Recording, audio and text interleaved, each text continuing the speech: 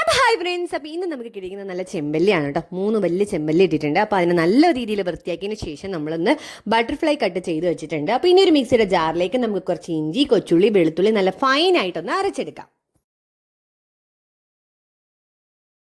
അപ്പോൾ ഇനി ഇതിലേക്ക് ഞാൻ കുറച്ച് മുളക് പൊടി ഇട്ട് കൊടുക്കുന്നുണ്ട്. നമ്മുടെ എരിവിന് ആവശ്യം മുളക് പൊടി, ഗരം മസാല ഇട്ടെടുക്കുന്നുണ്ട്. അതുപോലെ തന്നെ കുറച്ച് കുരുമുളക് പൊടിയും കുറച്ച് മല്ലിപ്പൊടിയും കൂടി ആഡ് ചെയ്ത് കൊടുക്കുന്നുണ്ട്. അപ്പോൾ എരിവിനനുസരിച്ച് നമ്മൾ ആഡ് ചെയ്ത് കൊടുക്കുക കേട്ടോ. ഇനി ലേശം ഉപ്പും കൂടെ ചേർക്കുന്നുണ്ട്.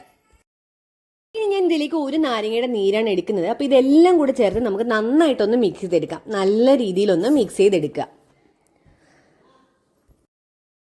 അപ്പോൾ ഇനി നമുക്ക് ഇതിലേക്ക് കുറച്ച് ചിക്കൻ മസാല ആഡ് ചെയ്ത് കൊടുക്കാം. ഇനി ഈ ചിക്കൻ മസാല ആഡ് ചെയ്തതിന് ശേഷം ഇത് നന്നായിട്ടൊന്ന് മിക്സ് ചെയ്തെടുക്കാം. ഇതിലേക്ക് ഞാൻ ലേശം വെളിച്ചെണ്ണ കൂടി ആഡ് ചെയ്ത് കൊടുക്കുന്നുണ്ട്. കുറച്ച് മാത്രം വെളിച്ചെണ്ണ ആഡ് ചെയ്ത് കൊടുത്താൽ മതി. വെളിച്ചെണ്ണയും കൂടെ നമുക്ക് ഇതിലേക്ക് ആഡ് ചെയ്ത് കൊടുക്കാം. എന്നിട്ട് നന്നായിട്ടൊന്ന് മിക്സ് ചെയ്തെടുക്കാം.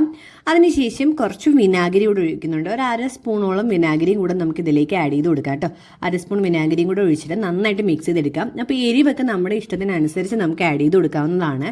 എരിവ് കൂടുതൽ വേണമെങ്കിൽ അതനുസരിച്ച് ആഡ് ചെയ്ത് കൊടുക്കുക. ചിലർക്ക് നല്ല സ്പൈസി ആയിട്ട് ഇരിക്കുന്നതാണ് ഇഷ്ടം. അപ്പോൾ നമുക്ക് വേണമെങ്കിൽ വറ്റൽ മുളകൊക്കെ ചതച്ച് ഇതിലേക്ക് ചേർത്ത് കൊടുക്കുന്നത് നല്ലതായിരിക്കും.